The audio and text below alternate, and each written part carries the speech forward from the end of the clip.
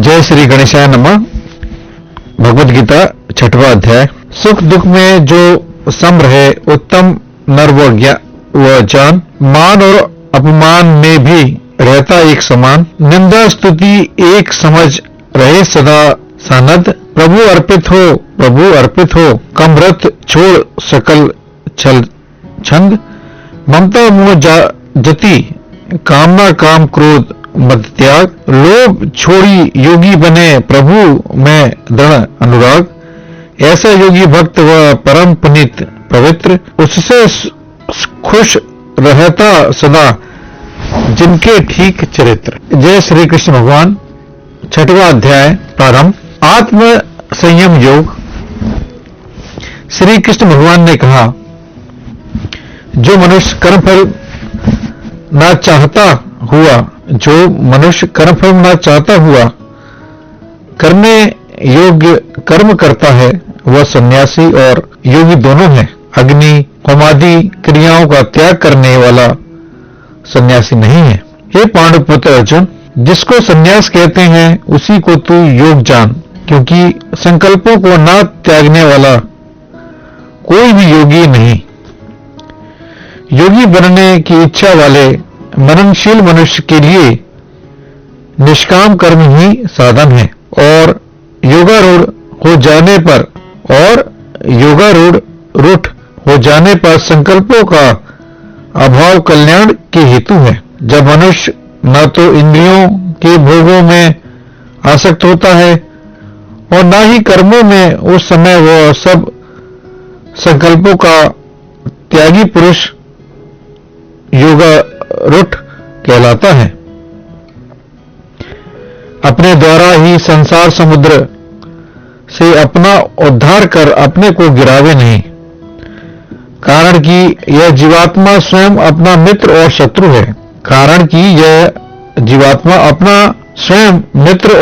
है। जिसने अपने मन और इंद्रियों सहित शरीर को जीत लिया है, वह अपना स्वयं मित्र है। जिसने नहीं जीता, उसका आप ही शत्रु है। सर्दी गर्मी, सुख दुख तथा मान अपमान आदि इंद्रियों में निर्विकार शांत स्वाधीन शरीर वाले मनुष्य की स्थिति परमात्मा में ही हो जाती है। वह तद रूप रहता है। ज्ञान विज्ञान से जिसका अंतकरण तृप्त है, जो निर्विकार इंद्रिजी तथा मिट्टी पत्थर और सुवर्ण में समान भाव रखने वाला है, परमात्मा से युक्त अर्थात योगी कहा जाता है। हितैषी मित्र शत्रु, उदासीन देशी बंधु और पापी सब में समान भाव रखने वाला व्यक्ति श्रेष्ठ है। अंतकरण और इंद्रिय सहित शरीर को जीतकर वासना और संग्रहशीलता से दूर रहकर एकांत में अपनी आत्मा को परमात्मा के स्वरूप से युक्त रहने की साधना करनी चाहिए। शुद्ध भूमि पर कुश, उस पर मृगछाला, उस पर वस्त्र, ऐसे स्थिर आसन को जो न बहुत ऊंचा और न बहुत नीचा बिछावे, उस आसन पर बैठकर मन को एकाग्र करके चित्त और इंद्रियों की क्रियाओं को वश में किए हुए आत्मा की शुद्धि के लिए योगाभ्यास करे। उस समय शरीर, सिर और गर्दन सीधी अचल स्थिर रहे। इधर उधर न देखकर नासिका के अग्रभाग पर दृष्टि जमाए रहे। अंतकरण शांत हो, भय रहित एवं ब्रह्मचार्य के व्रत में स्थित हो, मन को वश में किए भगवान का ध्यान करता रहे। इस प्रकार आत्मा को परमेश्वर के रूप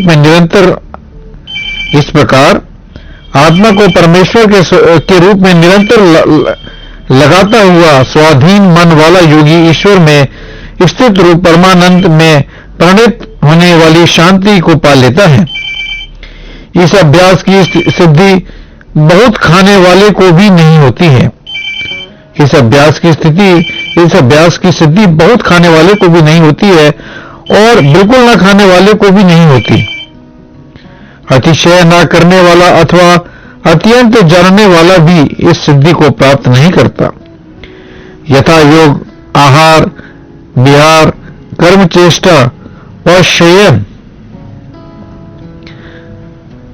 यथा योग, आहार, विहार, कर्म चेष्टा और शयन जागरण करने वाला व्यक्ति को यह सब दुखों का नाश करने वाला योग प्राप्त होता है। इस अभ्यास से जब वश में आया, मन ईश्वर में ही स्थित रहने लगता है। सब इच्छाओं से मनुष्य निस्पृह हो जाता है, तब वह युक्त कहलाता है। जिस प्रकार वायु रहित स्थान में रखे दीपक की लो हृदय डूबती नहीं, वैसे ही योग के अभ्यास से मनुष्य के वश में किया हुआ मन चलायमान नहीं होता है।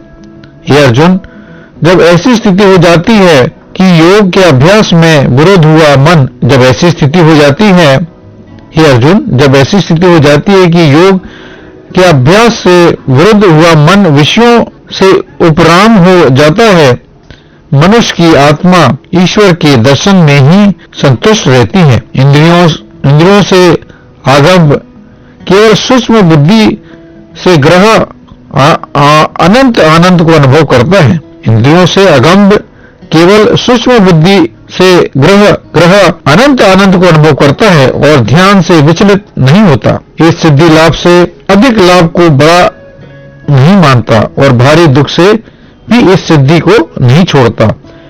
तब उस दुख संयोग से रहित स्थिति को योग समझना चाहिए। यह योग बिना घबराए हुए निश्चय के साथ साधना चाहिए। संकल्प से उत्पन्न होने वाली सब कामनाओं को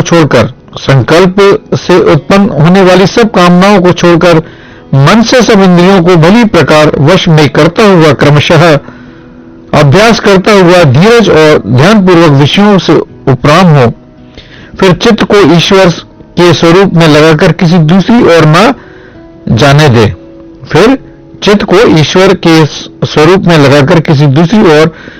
जाने दे। चंचल और अस्थिर मन जिधर निकल जावे उधर से फिर कर ईश्वर में ही स्थिर करे। जब मन शांत हो जाता है तब उस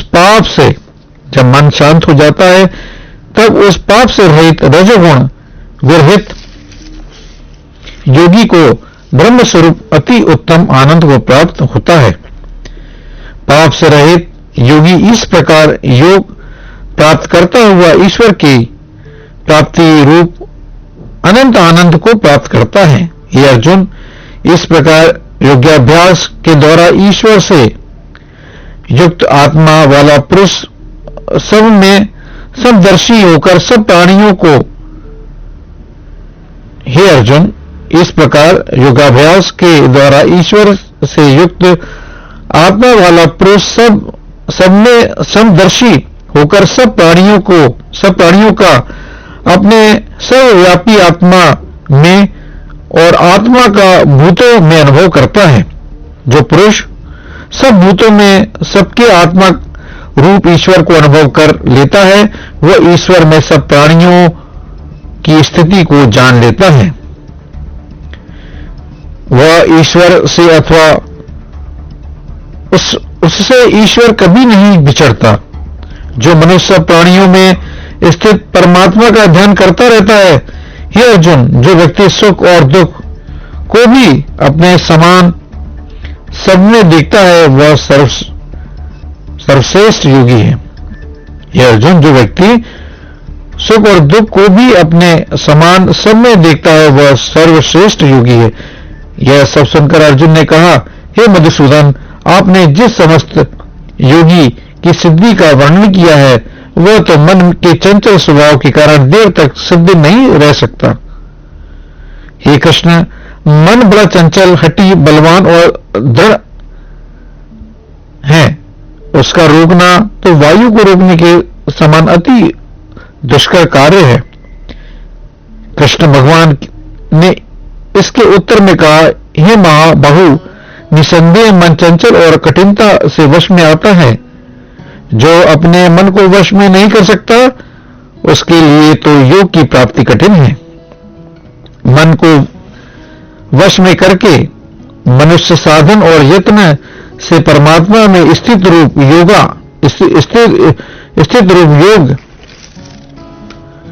को पा सकता है। अर्जुन ने पूछा, जो मनुष्य श्रद्धालु हो परंतु योग का अभ्यास करते हुए मन को वश में ना रख सकें, वह योग सिद्धि तक ना पहुंचकर किस गति को प्राप्त करता है? कहीं ऐसा तो नहीं कि भगवत प्राप्ति के मार्ग से भटकता हुआ कहीं भी ना पहुंचकर छिन्न भिन्न बादल की भांति सांसारिक भोगों और भगवत प्राप्ति दोनों से ही हाथ धो बैठता है? हे कृष्ण, मेरा यह संयश आप ही मिटा सकते हैं। हे कृष्ण, मेरा यह संयश आप ही मिटा सकते हैं और ऐसा कोई व्यक्ति नहीं। भगवान ने कहा, हे अर्जुन, ऐसी पुरुष को इस लोक और परलोक दोनों में स्थान है। ऐसे पुरुष का इस लोक और परलोक दोनों में स्थान है। हे प्यारे, शुभ कार्य करने वाले की कभी दुर्गति नहीं होती। योग भ्रष्ट पुरुष पुण्य लोकों में वर्षों निवास कर शुद्ध आचार वाले श्रीमान मनुष्यों के घर जन्म लेता है, अथवा वह ज्ञानवान योगियों के घर में उत्पन्न होता है, परंतु यह जन्म अति दुर्लभ है।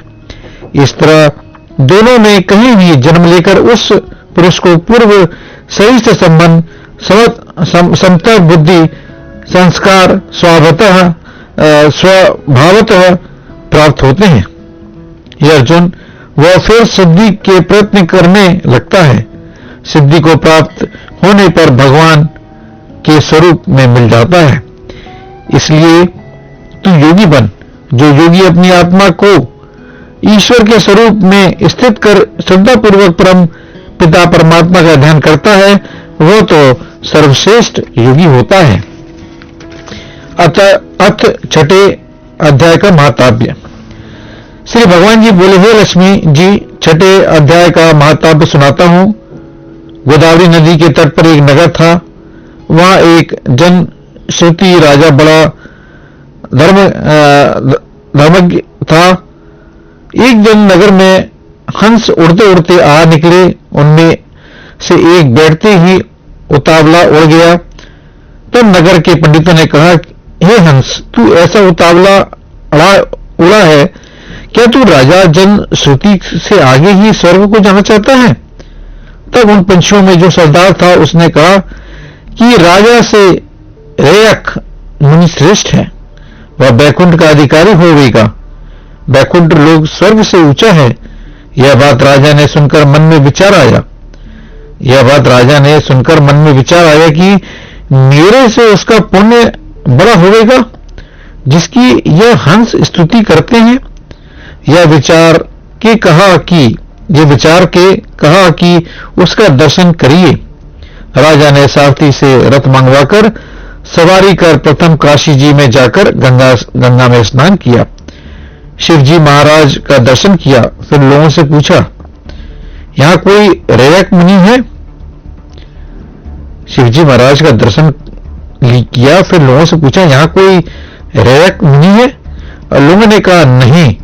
तब राजा दक्षिण दिशा को गया, द्वारकानाथ को परसा, वहां स्नान ध्यान कर दान किया और लोगों से पूछा कि यहां कोई रेयक मुनि है? उन्होंने कहा, नहीं। तब राजा पश्चिम दिशा को गया, जहां जहां पर जावे वहां वहां जाकर दान स्नान कर रेयक मुनि को पूछे। फिर राजा ने उत्तर दिशा को जाकर बद्रीनारायण को परसा, वहां से राजा का रथ चले नहीं। तब राजा ने कहा, मैंने सकल धरती की प्रदक्षिणा करी है, किसी स्थान पर रथ नहीं अटका। यहां कोई ऐसा पुण्यात्मा रहे हैं जिसके तेज से मेरा रथ नहीं चलता। तब राजा रथ से उतरकर आगे चला। देखा तो एक पर्वत की कंदरा में अतीत बैठा है। उसके तोते से बहुत प्रकाश हो रहा है, जैसे सूर्य की किरणें होती हैं। तब राजा ने देखते ही कहा कि यह रयक मुनि होगा। राजा ने प्रणाम कर चरण वंदना करी, हाथ जोड़ करके स्तुति की। तब रयक मुनि ने राजा को आदर किया और कहा, हे जहांपना, तू 4 धाम का साधनहारा पुण्यात्मा है। तब राजा ने मुनि से पूछा, आपका तेज ऐसा किसके बल से है? तब राजा ने मुनि से पूछा कि आपका तेज ऐसा किसके बल से है? मुनि ने कहा, हे राजा, मैं नित्य प्रति गीता जी के 6वें अध्याय का पाठ करता हूं। इससे इसी का उजाला है। यह सुनकर राजा ने अपने पुत्र को बुलाकर कहा, हे पुत्र, राजा से तू राज्य को कर। यह सुनकर राजा ने अपने पुत्र को बुलाकर कहा, हे पुत्र, आज से तू राज्य को कर, मैं तीर्थों को जाता हूं। इतना कहकर राजा ने राज्य त्याग दिया और मुनि से गीता जी के 6वें अध्याय का पाठ कराना शुरू किया। इस पाठ के प्रताप से राजा त्रिकालदर्शी हुआ। इस प्रकार दोनों ने शरीर त्याग दिया और स्वर्ग से विमान आए, उस पर बैठकर बैकुंठ को गए। यह 6वें अध्याय का महाताब्य समाप्तम। जय श्री कृष्ण।